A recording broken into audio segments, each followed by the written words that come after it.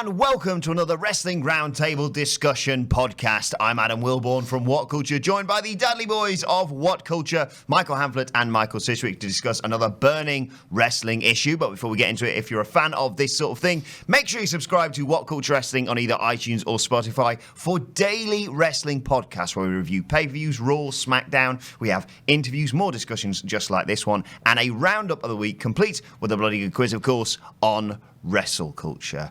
But gents, I want to discuss an ongoing issue with you today. A lot has been made about John Cena's match at WrestleMania. Of course, he was originally scheduled to be facing Lars Sullivan. Lars, of course, is suffering with some mental health issues. All of us here at WhatCulture obviously wish him well soon, but it's looking more and more likely that that match isn't going to happen at WrestleMania as a result of all that. So taking that into account, who should John Cena face at WrestleMania? Because akin to The Undertaker, his is fast becoming a match that doesn't necessarily have any titles attached to it, but is still a huge match for WrestleMania. So I want you to pick one legend and one current roster member that you could pitch to face John Cena at WrestleMania 35. Michael Sidgwick, why don't you start us off?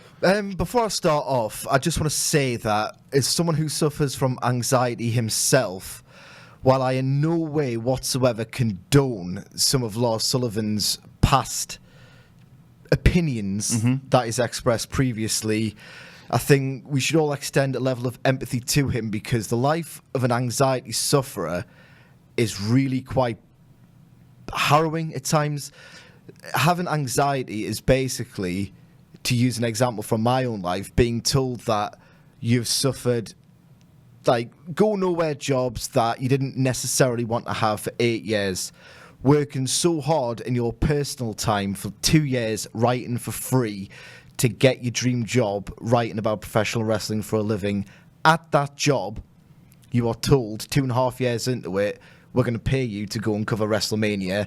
The first thing that goes in your head is the plane's probably going to crash, or I'm going to get lost in New York City. It's a horrible, I refer to it as like a thunderstorm that goes in your head of just a series of unpleasant eventualities that you make up before they even happen. And it must be absolutely horrible for Lars. And while, again, I in no way condone what he said in the past, in order to just try and relieve yourself of some of this pressure, sometimes, and it's not something I'm proud of, but sometimes this behaviour can manifest and you try and project it onto others. And I can only hope that for him, this is a learning experience to realise I've been despicable in some of my opinions that I've expressed in the past, but it's only because I've got some internal issues to deal with, and I can only hope he's dealing with them now at present. And to be fair to WWE, before we get into this, they have handled it surprisingly well. Not to, give them a sort of backhanded compliment there, but I suppose the only compliment they deserve. Yeah, the general consensus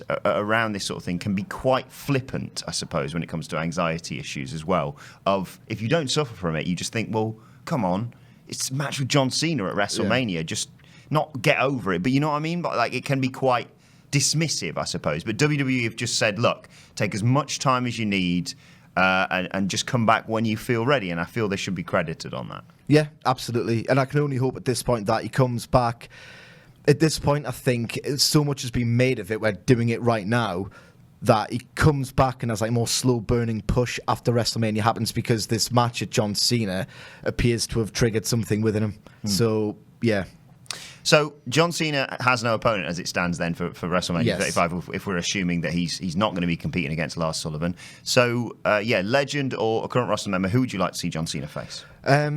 In terms of legends, I will give you a facetious answer later on, because my stance on them is that I've seen far too much of them in any capacity, let alone this diminished return that we've seen over the past 6, 7, 8 years. So I will give you a facetious answer, so look forward to that. Yeah? But in terms of can't wait. Current roster member? A current roster member for me, and it was something I think was rumoured either last year or the year before, it has to be Samoa Joe. Samoa Joe and John Cena share a very tenuous history that WWE probably don't remember or will not recognise in California's Ultimate Pro, which at some point didn't necessarily act as a formal WWE developmental territory, but it is something that they kept an eye on. And Samoa Joe and John Cena wrestled there, and obviously we know that their paths took wildly divergent routes. John Cena became a household name, one of the biggest draws in WWE history, where Samoa Joe, despite the fact that in the early to mid 2000s especially, he was such a phenomenal in-ring talent. Like, he's a Brock Lesnar who could go and wanted to go all the time, a magnificent talker, one of the most intense, realistic pro wrestlers I've ever had the pleasure to watch. But because he didn't have the desired physique, he was not permitted to enter WWE as a top-line star. It was only through wild cultural change that even got a foot in the door in the first place. And what a narrative that is.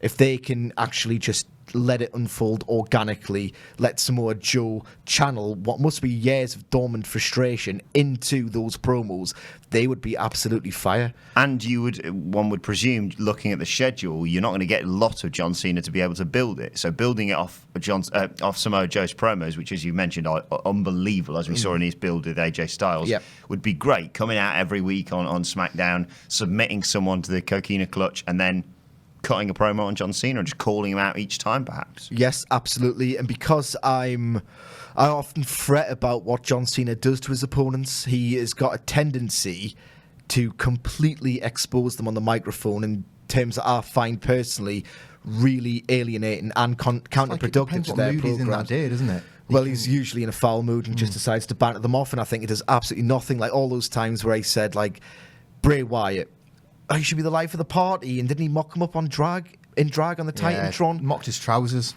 as well. It was just ridiculous. Brave man wearing white pants, just like undermine a supernatural character. Paints a picture in your mind of his opponents that it's kind of like that meme, once you see it, you can't unsee it. And he's like really, really damaging in that regard. And I went to WrestleMania 30 in person, and in no exaggeration is this, Bray Wyatt was almost as over as Daniel Bryan was. There was so much appeal to that character, and people were drawn to this new Undertaker. There was people in hats in Hawaiian shirts as much as there was Daniel Bryan t-shirts. And Cena, in my opinion, did so much damage, not nearly as much as a creative team, but a not inconsiderable amount. What I'm getting at, in a long-winded way, is that Samoa Joe's promo game would absolutely not take any of that. Absolutely none of it. He's got a way of just verbally incinerating his opponents in a way that actually flattered the programs, and he could respond to John Cena and just not take any. I want to say the word SHIT, which is why I'm stumbling, because that's just what he would not take. And even if he tried, what a phenomenal visual it would be for that intimidating, like, dragon of a man to just immediately go into the ring and drop him with the coquina clutch and say, I'm the most serious proposition in this company right now. This is why you are going to treat me seriously going forward. And their styles would mesh rather well together, because not to draw an obvious comparison, but you take someone like a Kevin Owens, when he faced John Cena, it worked phenomenally well when they had that three-match series. Yeah, absolutely. And someone like Brock Lesnar, who's quite comparable to Samoa Joe in terms of his intensity and his physicality. The way Lesnar destroyed Cena at Extreme Rules 2012 and SummerSlam 2014, I'd be all up for a complete mirror image of that.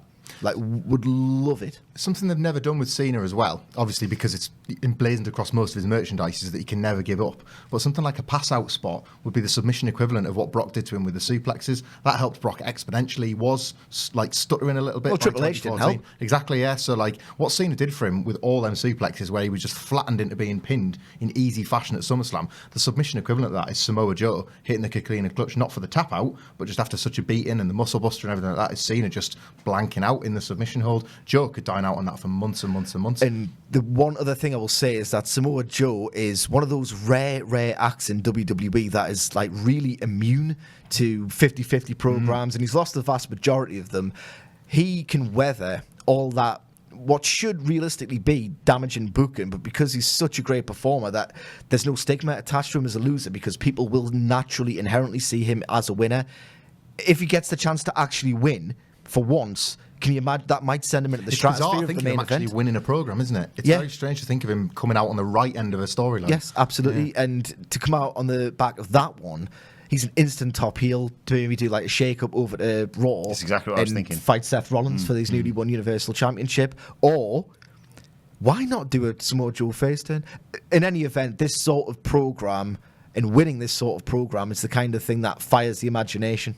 Michael Hamflett, who from the current roster would you like to see face John Cena at WrestleMania? Well, I suppose I'm taking the bait of WWE here a little bit because it was Drew McIntyre. They gifted John Cena's supposed house show injury, I think it was, as to why he missed the Royal Rumble.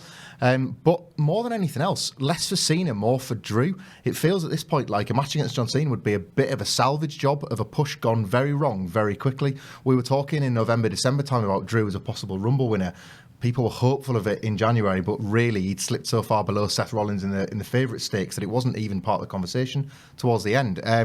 Shows what one or two bad defeats can do to a character, but John Cena is a guy who a win over him still holds value if it's done correctly, and WrestleMania is the place to do something correctly.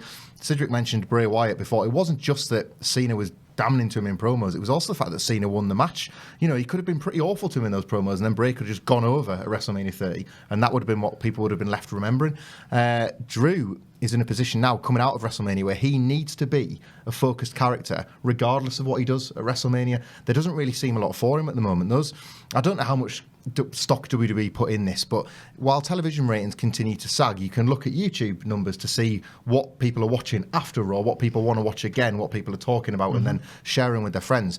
And Drew with Baron Corbin, and Drew with Braun Strowman, and Drew with Finn Balor are damning in numbers. You know, you're seeing things like Nia Jax and Dean Ambrose bantering off each other, doing double, treble what Drew McIntyre It was matches quintuple, wasn't it? We looked the other day. It was quintuple the numbers. And this is not just a one-off, and this is not just because this one segment is a talking point this 1 week. Routinely, these are looking like the most ordinary segments of a Monday Night Raw with a guy who, 3-4 months ago was being primed for a title run.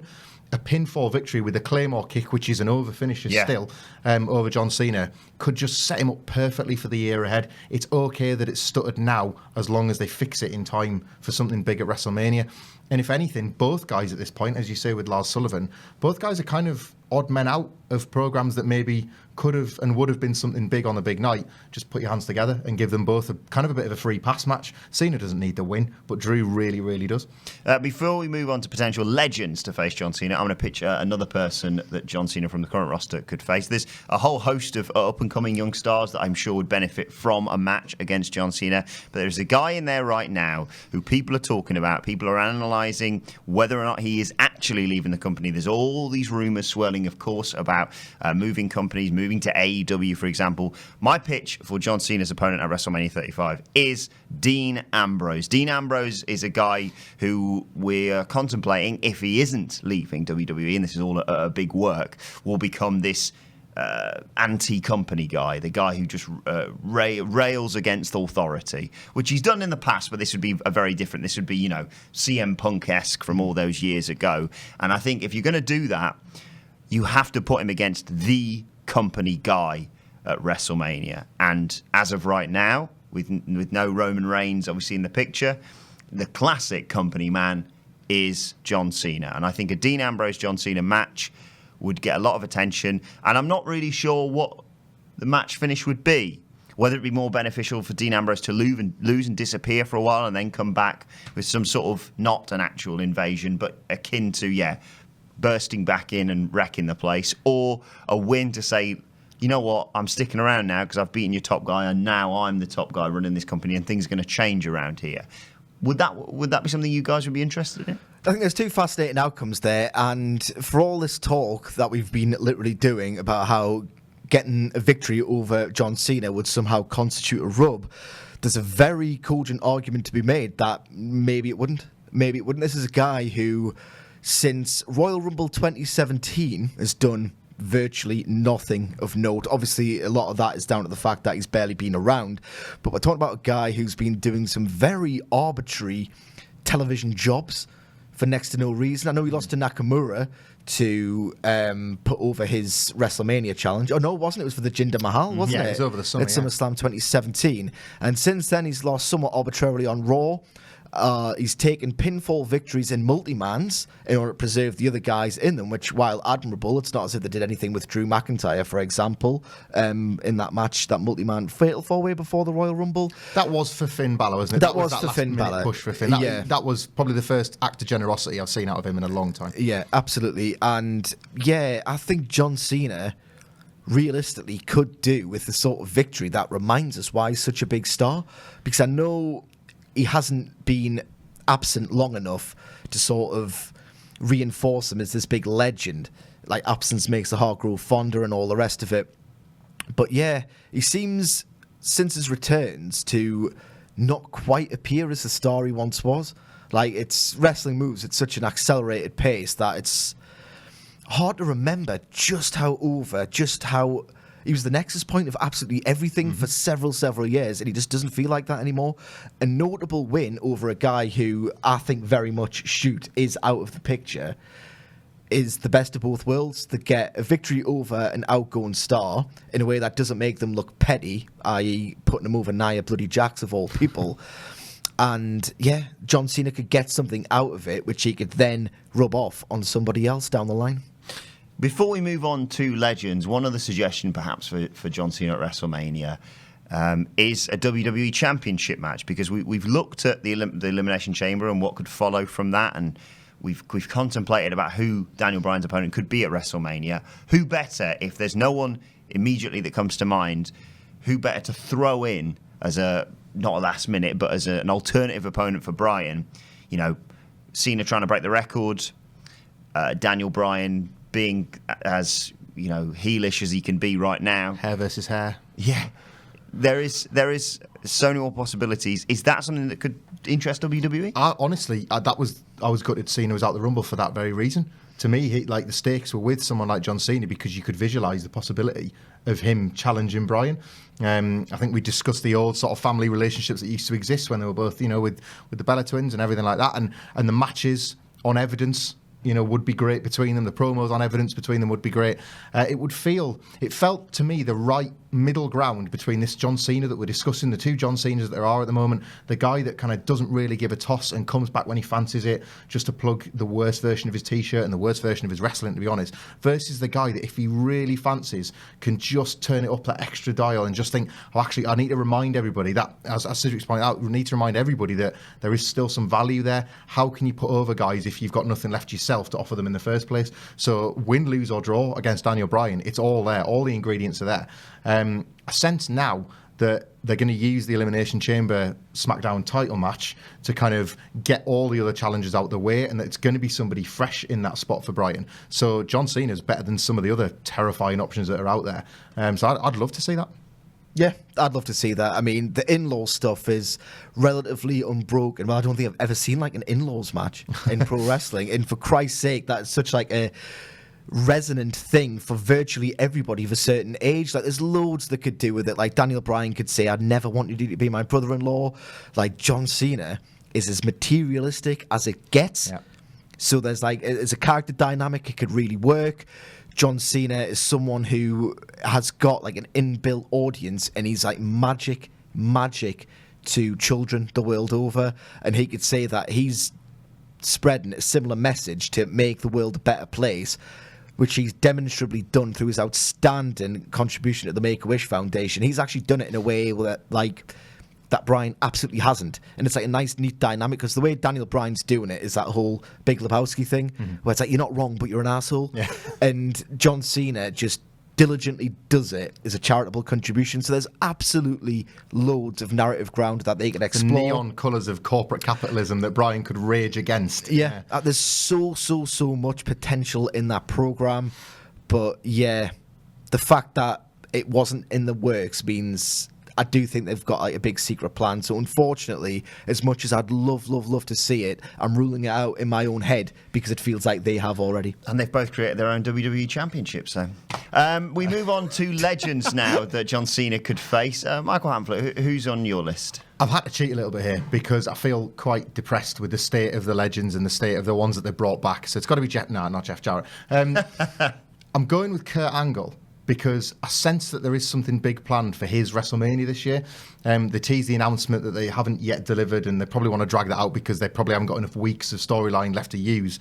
I don't think the match would be anything special, but I do think both of them could sort of elevate each other. Big stars.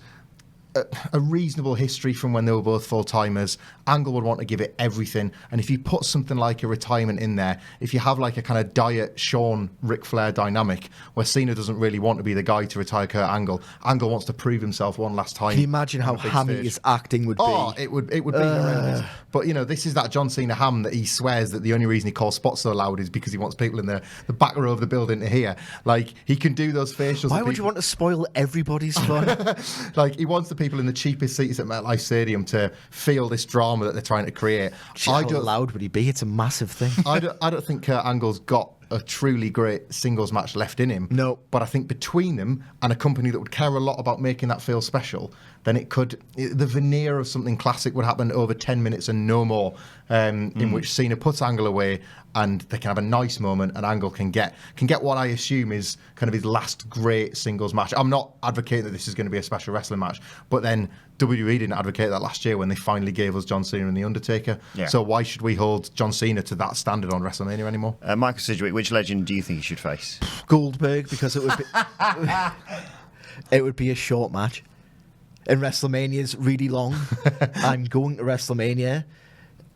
By all indications, New York City and New Jersey is very cold that time of year. Could be cold. Could be cold weather. Could be between cold 17 degrees and 7 degrees in English currency. I'm all in favour of a lot of short matches. And I think Goldberg versus John Cena would be incredibly short. To be less flippant about it, if I have to, there's kind of a story there-ish. John Cena was the company man for ages. Goldberg cares absolutely nothing about that company.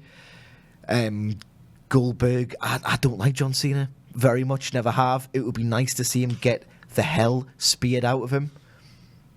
And it would be like 3-4 minutes long. You just imagine as well, there's no need to build that either. Just, Goldberg's coming back. Yeah. John Cena, you're next. What? There you go. There's the match build. Less facetiously, that would be like a massive moment. It's something we've never seen. It's something that I don't think anyone's actually allowed themselves to think it's any point could happen because they are from different generations and they are polar opposites in so many ways. So maybe there could be some narrative here because John Cena, probably most committed WWE guy ever, versus a guy who's the least committed ever.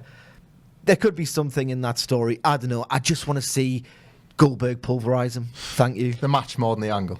Yeah. Before we move on to my choice of legend, is there any possibility that we have a rematch between John Cena and The Undertaker at this year's WrestleMania? I honestly think everybody involved got it out of the system last year. They got out of the system through the back end as well. Like, it was just... It wasn't so much a disappointment because it was quick and The Undertaker wasn't exposed and John Cena wasn't injured. Presumably there was a lot of film work coming up.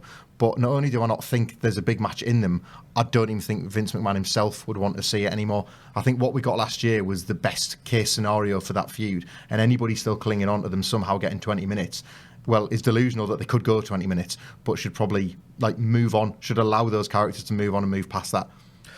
Yes, absolutely. It's not as if in the fallout of that match, people were thinking, you know what? If John Cena wasn't drunk, what could possibly have happened? I think they spun an angle last year that we watched it in the WhatCulture office. We were popping our tits off because it was such an audacious, ridiculous way of going about it that they pulled a blinder from minimal resource, and that is the last thing you ever expected from them, and they can't do what everyone wanted 4, 5, 6 years ago. 4, 5, 6 years ago, that was the ultimate WrestleMania dream match. Because can you imagine just the sheer anxiety and drama of the near fall of John Cena, of all people, the most undeserving guy who didn't need it, breaking that impressive magic streak? Can you imagine how much you just would not have wanted it to happen? It would have been absolutely magic, and that magic is just totally and utterly gone. So, in answer to your question, no.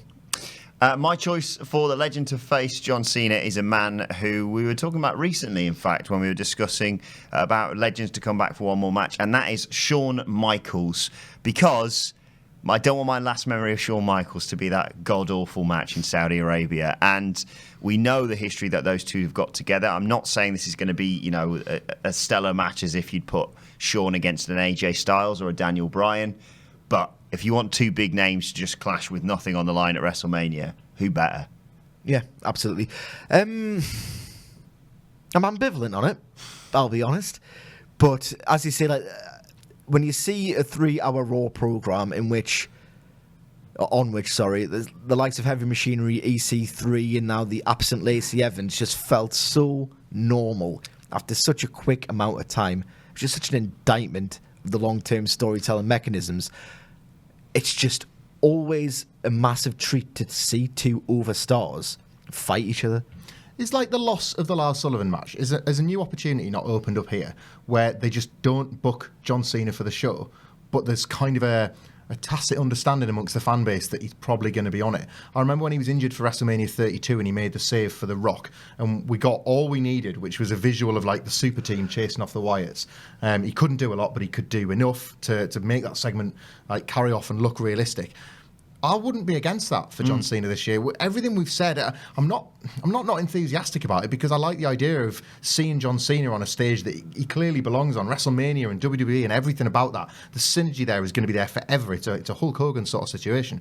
But then Hulk Hogan is a guy that I would rather see do run-ins than matches. Is John Cena now at the point where, without an obvious opponent, would it just not be nicer to see him turn up in one of those Legends banter moments they do where some heels are being horrible to some older guys, or a Steve Austin is out there taking bumps, taking a small kick in, and John Cena gets to make the save. Or The Rock. There's lots of opportunities where you just drop him in there, the music hits, and that's enough. And everybody knows, especially if he's at accessories or something like that, that you've got him, but you just don't have to endure him. You don't have to see any more than you absolutely need to. If they can put together a card where the Cena match doesn't feel like such an absence, I wouldn't be opposed to just having him doing something fun. What if he's the last guy to walk down the aisle in the Andre the Giant Battle Royal? Suddenly that match is elevated and he goes on and wins it, and it doesn't matter. That match is never ever getting elevated. And it doesn't matter because it doesn't matter. That's kind of the point I'm making. It doesn't matter who wins that match. We've established that before. So giving it to John Cena when you think, oh, it's just going to be full of goobers, full of nobodies, and then Cena of all people is the last guy to walk down the aisle and wins it, like Shaquille O'Neal was the other year. I don't know. It's none of these singles matches are so exciting that I wouldn't be prepared to just see him like make an appearance rather than being a match. Sod it. Feed him the revival. Is that what FTR meant all along? Yeah. Who knows? Let us know your thoughts on who you'd like to see John Cena face at WrestleMania 35 in the comment section. Our thoughts, of course, go out to Lars Sullivan. Get well soon. And don't forget to like, share, and subscribe. You can check out more of our recent videos somewhere around here. Don't forget you can follow us all on Twitter, and you can tweet at us who you'd like to see John Cena face at WrestleMania 35. You can tweet us all at WhatCulture WWE. You can follow Michael Hamflett at Michael Hamflett. You can follow Michael Sidgwick at I literally poured soy milk over my cereal this morning, so I don't care what you have to say to me. M. Sidgwick. You can follow our lovely editor Chris at @ChrisEdit. You can follow me at Adam Wilbourn. As said, follow us all at WhatCulture WWE, and subscribe to WhatCulture Wrestling on either iTunes or Spotify for more daily podcasts. My thanks to the Dudley Boys. Thank you for watching, and we will see you soon.